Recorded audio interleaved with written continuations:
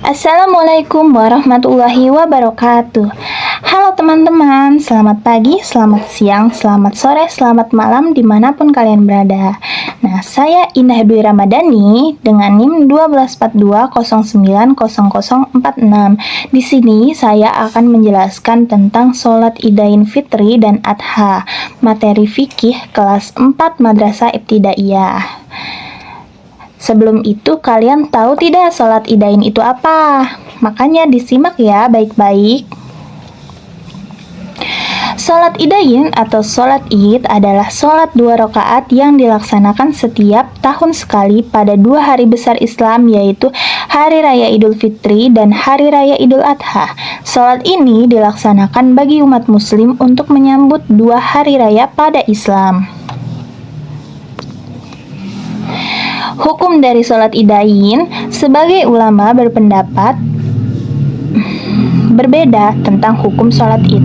Namun, menurut jumhur ulama, sholat Idul Fitri hukumnya sunnah muakkad, yang artinya sangat dianjurkan untuk dilaksanakan. Oleh karena itu, sebagai pengikut Rasulullah Shallallahu Alaihi Wasallam, sudah selayaknya atau seharusnya kita mengikuti ajaran Rasulullah Shallallahu Alaihi Wasallam yang tidak pernah meninggalkan sholat Id. Dengan begitu, semoga kita dianggap sebagai umatnya dan mendapat syafaat di hari akhir nanti. Amin ya robbal alamin. Selanjutnya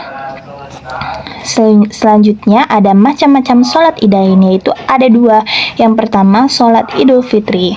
Sholat Idul Fitri berasal dari kata id yang artinya kembali dan fitri yang berbuka. Jika Idul Fitri, maka artinya kembali berbuka. Diartikan kembali berbuka karena sholat Idul Fitri dilaksanakan setelah umat muslim yang menunaikan puasa selama 30 hari lamanya. Sholat Idul Fitri dilaksanakan setiap tanggal 1 Syawal. Sedangkan sholat Idul Adha adalah sholat 2 rakaat yang dilaksanakan pada tanggal 10 Zulhijjah. Idul Adha berasal dari kata id yang artinya kembali juga dan adha yang berarti berkurban. Maksudnya kembali melakukan penyembelihan hewan kurban. Oleh karena itu, sholat Idul Adha juga dapat disebut sebagai Idul Kurban. Kurban yang disembelih bisa berupa kambing, sapi, kerbau, maupun unta. Penyembelihan hewan kurban dapat dilaksanakan selama 4 hari, yaitu tanggal 10 Zulhijjah atau Hari Raya Idul Adha dan tanggal 11, 12, dan 13 Zulhijjah atau Hari Tasyrik. Sunnah dalam sholat Idul Fitri. Sebelum melaksanakan sholat Idul Fitri, ada sunnah-sunnah yang bisa kita laksanakan sebagai umat muslim, yaitu 1. Mandi sebelum sholat Idul Fitri. Adapun niat mandi sebelum sholat Idul Fitri yaitu nawaitu gusla lil idil fitri sunata lillahi ta'ala, yang artinya aku niat mandi untuk merayakan Idul Fitri sebagai sunnah karena Allah Ta'ala. Yang kedua, memakai wewangian. Walaupun tidak dianjurkan berlebihan, sebaiknya kita harus dalam keadaan bersih atau wangi. Yang ketiga, memakai pakaian paling bagus yang dimiliki. Bukan berarti pakaian yang baru atau yang baru dibeli, tetapi kita harus menggunakan pakaian atau mengenakan pakaian yang paling bagus di antara yang lain, karena kita akan melaksanakan sholat di hadapan Allah. Selanjutnya ada makan dan minum terlebih dahulu. Dalam sholat Id, dianjurkan sebelum sholat kita makan dan minum terlebih dahulu. Jika dikerjakan mendapat pahala, jika tidak dikerjakan juga tidak apa-apa. Selanjutnya ada melewati jalan yang berbeda ketika berangkat dan pulang dari sholat Id. Lanjut ya. Sunnah dalam sholat Idul Adha. Nah, kesunahan yang dapat dilaksanakan sebelum sholat Idul Adha hampir sama dengan kesunahan yang dapat dilaksanakan sebelum sholat Idul Fitri. Adapun kesunahan-kesunahan tersebut yaitu mandi sebelum sholat Idul Adha. Niatnya seperti ini. Nawaitu gusla lil idil adha sunatan lillahi ta'ala. Atau saya niat mandi sunnah Idul Adha karena Allah Ta'ala. Yang kedua, tidak makan dan minum sebelum sholat id. Berbeda ya dengan yang tadi sholat idul fitri. Kalau sholat idul adha dianjurkan tidak makan atau minum sebelum sholat. Yang ketiga, memakai wewangian seperti parfum atau yang lainnya ya.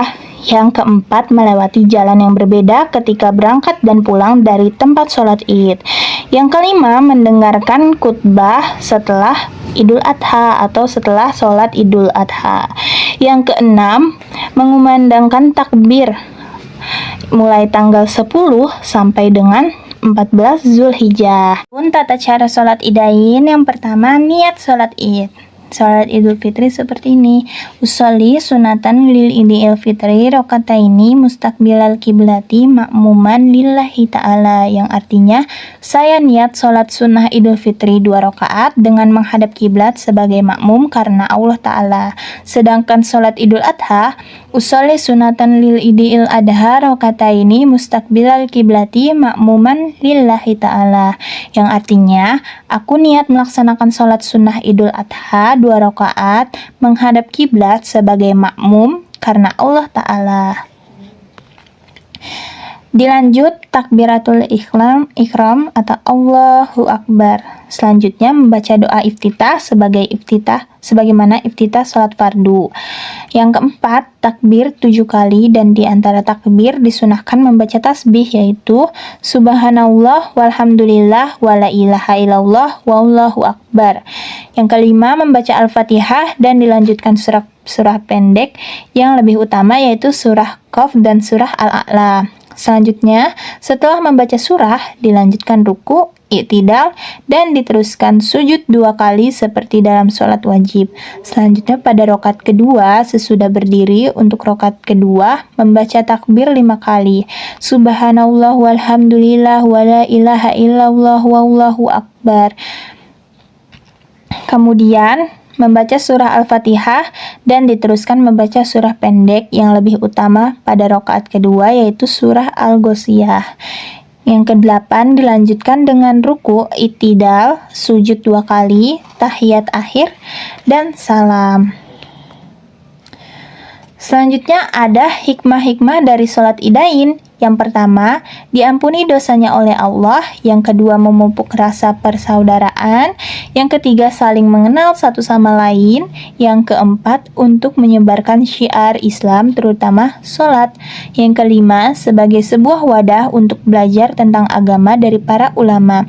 Yang keenam, saat yang paling tepat untuk saling memberi semangat dan menasihati antar jamaah dalam kebenaran dan kesabaran. Yang ketujuh, menjaga persatuan dan kesatuan umat muslim. Yang kedelapan, menanamkan persamaan derajat dalam sholat berjamaah, baik orang kaya maupun miskin, orang yang punya jabatan tinggi maupun rakyat jelata, memiliki kedudukan yang sama. Yang kesembilan, menguatkan tali silaturahmi. Mungkin cukup sekian dari penjelasan saya, kurang lebihnya mohon maaf. Wassalamualaikum warahmatullahi wabarakatuh.